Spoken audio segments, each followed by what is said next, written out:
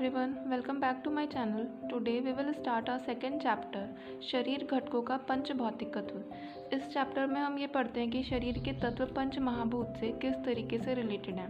पहले हम पंच महाभूत को अच्छी तरीके से समझ लेते हैं। पंच महाभूत, भूत सत्तायाम धातु से भूत शब्द बना है। भूत शब्द भूत सत्तायाम धातु से बनता है। भूत का मतलब होता है स्मॉलेस्ट पार्टिकल और सत्तायाम का मतलब है जिसकी सत्ता है, मतलब जो मेजोरिटी में प्रेजेंट है। भूत की डेफिनेशन इस तरीके से कही जा सकती है, जिसकी सत्ता है, अस्तित्व है, जो विद्यमान है वह भूत है। आचार्य चरक के अनुसार, आचार्य चरक ने भूत को डिफाइन करते हुए बोला कि भूत सुसूक्ष्म और इंद्रिय अतीत है। सुसूक्ष्म से मतलब होता है ऐसे माइक्रो स्ट्रक्चर्स जो कि एग्जिस्ट करते हैं लेकिन देखे नहीं जा सकते, और इंद्रियातीत जो इंद्रिय ग्रह नहीं है, मतलब जिनको हमारे सेंस ऑर्गन्स ग्रहण नहीं कर सकते।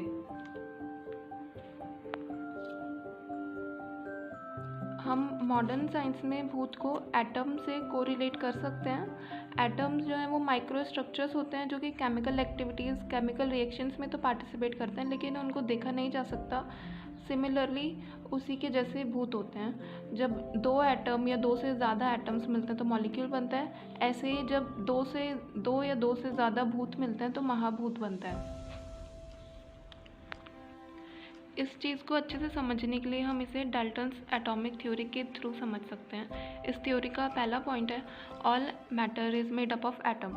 एक ऐसा ही पॉइंट आयुर्वेद में भी दिया गया जो है सर्वम द्रव्यम पंच भौतिकम। सभी द्रव्य पंच भौतिक हैं, अर्थात जितने भी द्रव्य हैं सब पंच महाभूत से मिलकर बने होते हैं। हमारा शरीर भी पंच भौतिक है, दोष, धातु, मल सब पंच भौतिक हैं। जितनी भी चीज़ें हैं सभी पंच महाभूतों से मिलकर बनी होती हैं। सेकेंड पॉइंट है एटम्स आर इनडिविजिबल, और इसके लिए कहा गया आयुर्वेद में सुसूक्ष्म।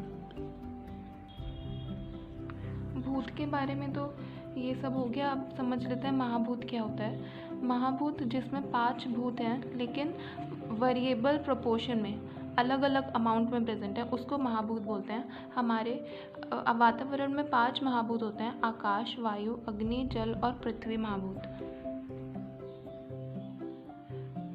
पंच महाभूत के महत्व, सभी चीज़ें पंच महाभूत से बनी हैं। हमारा शरीर भी पंच भौतिक है। शरीर को जानना है तो पंच महाभूत को जानना ज़रूरी है। औषधि, आहार विहार सब पंच भौतिक है।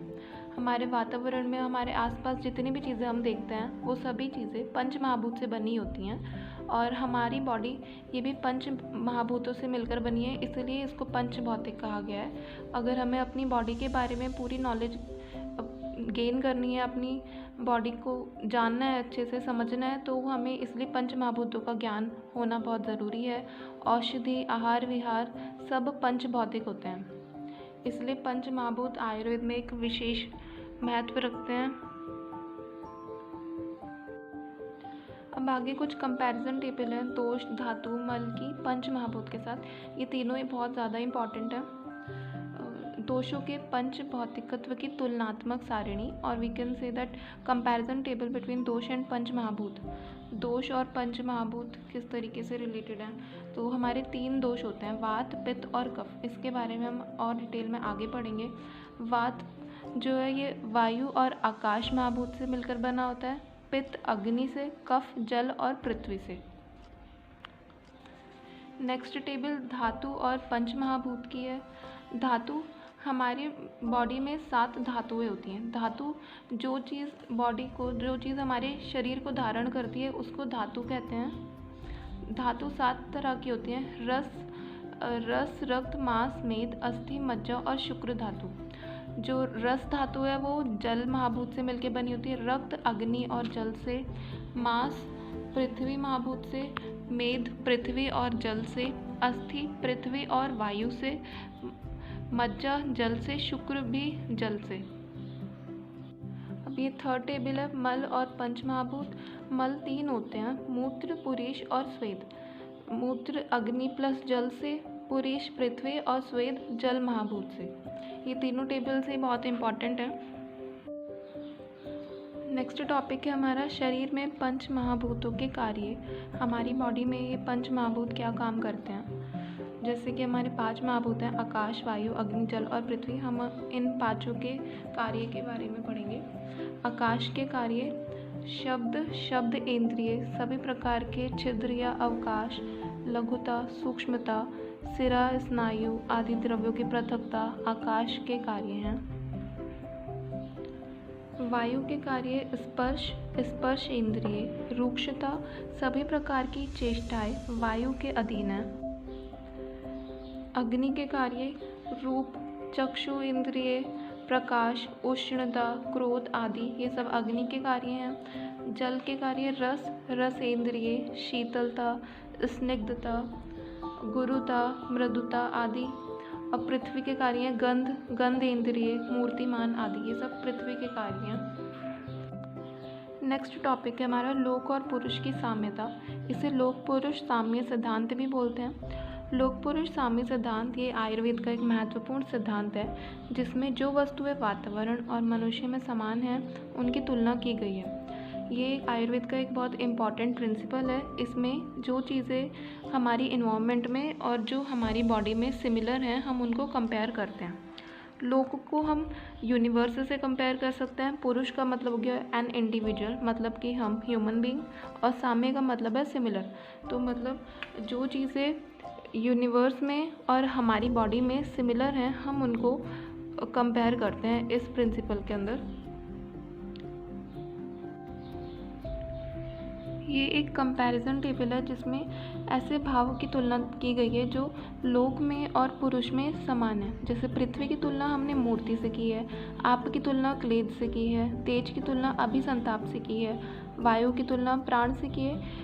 ठीक इसी प्रकार इन्होंने टोटल 24 एलिमेंट्स की तुलना की है इस टेबल में।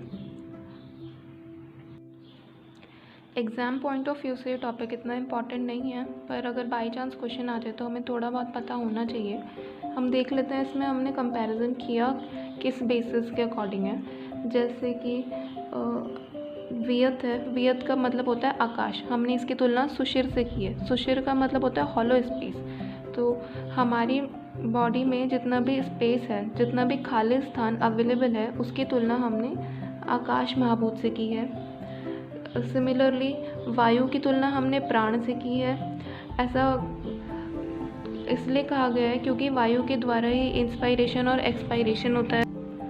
अग्नि की तुलना हमने अभिसंताप से की है। संताप का अर्थ होता है ऊष्मा, मतलब हीट। अग्नि हमारे शरीर में आहार को पचाती है, डाइजेशन का काम करती है अग्नि, और ये 13 प्रकार की होती है। कलयुग की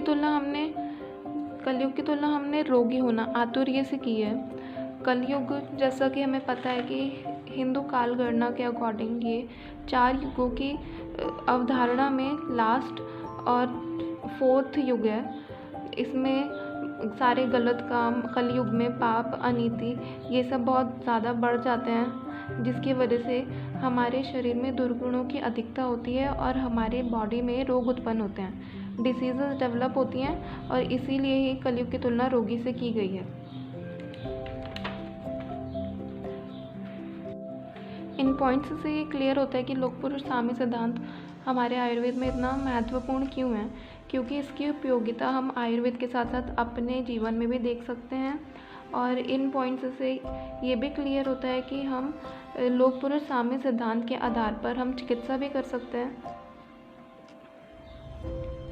क्योंकि यदि हम लोक में रहने वाले सभी भावों को जान लेंगे और उनकी तुलना शरीर में रहने वाले भावों से करेंगे, तो ऐसे में हम अपने शारीरिक भावों को और ज़्यादा अच्छे से समझ पाएंगे और उनकी चिकित्सा करना हमारे लिए और ज़्यादा आसान होगा।